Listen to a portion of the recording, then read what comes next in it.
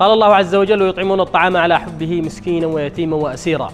في 8 من شهر رجب لعام 1447 الموافق 28 ديسمبر 2025 نقوم بالإعداد والتجهيز للوجبات الساخنة لتقديمها على النازحين والمتضررين والفقراء في مخيمة النزوح في محافظة مأرب اليمن، وبتمويل كريم من وقف أيتام. نسأل الله عز وجل أن يجزيهم عن اليمن واليمنيين خيرا. نحن الآن في أحد مخيمات النزوح في اليمن، نقوم بتوزيع الوجبات الساخنة على هذا المخيم وبتمويل كريم من وقف أيتام. نسأل الله عز وجل أن يحفظهم بحفظه وأن يجزيهم وأن يبارك لهم في أهلهم وأموالهم.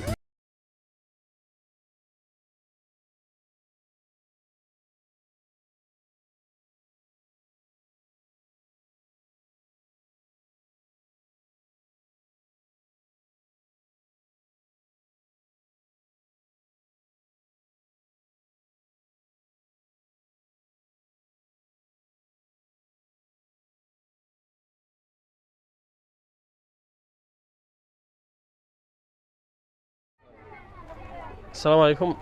كيف أنتم؟ هذا وجبة ساخنة مقدمة من وقف أيتام. شكرا.